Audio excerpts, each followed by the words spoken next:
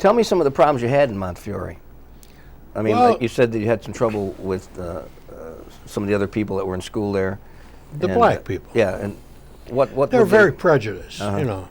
And so one day I'm walking down the hall. I was in a wood shop, you know. I was doing good, doing things with my hands.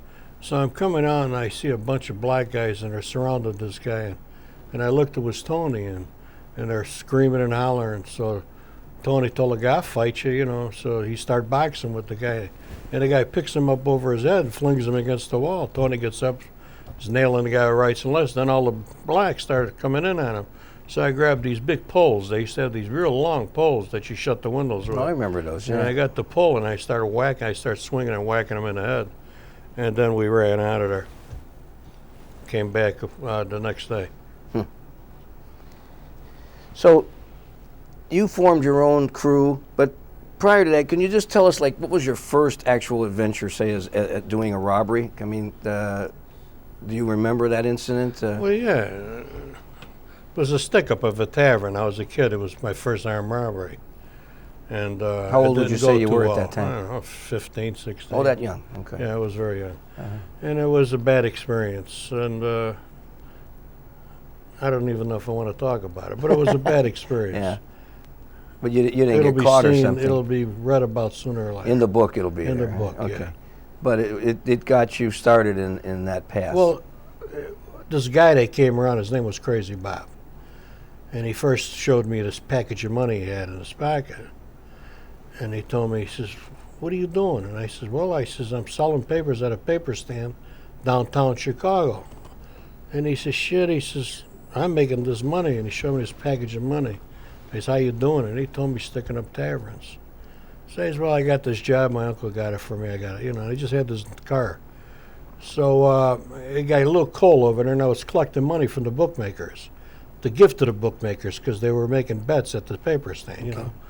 And then we got real cold, and I said, what am I doing over here? This is crazy. I kept on thinking about that stack of money, you know. So I quit, and I went on my stick-up with him. And then we progressed. Did more stick-ups follow? Did you guys do a string of these things? Or? Plenty, yeah. Yeah, and so this is how you started making money. Exactly. I see.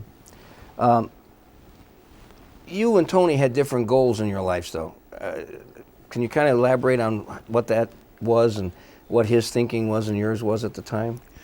Tony always wanted to be a syndicate guy. He always wanted to be in the outfit. That's what we call syndicate outfit. So that's the mob in Chicago, is what you're saying. Yeah, they call it different things everywhere. And I didn't want to be in the outfit. I felt as though then it was like being in the military or something. You had to take orders from this guy and that guy, you know.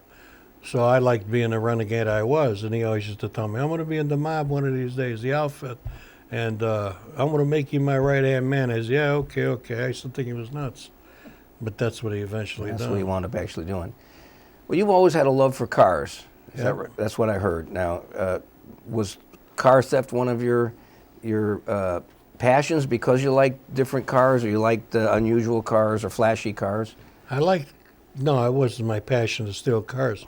To prove anything, I know that we needed cars to do crimes. Okay, so they were like work cars. Right. I always bought my own cars. I see. We did have work cars too that we purchased, and they were always the best of cars.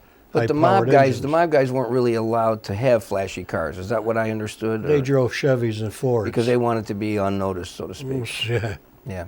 That's what they wanted. And I didn't. I figured like this, if I'm out there robbing, making money, I want to drive a Cadillac or a brand new 98 Olds. Right. And that's what I'd done. They used to get pissed off at me. Oh, they did? Sure. Yeah. So they felt you were drawing too much heat to... Well, I told them I'm not connected to you guys. I could drive what I want. Right. Well, then keep the car out of the neighborhood. I should used to bring it around. I see. So they felt that would draw heat to the neighborhood. I think they were a little jealous. Probably more jealous that you were able to enjoy the comforts of a beautiful car and they couldn't. That's right. Yeah, I see.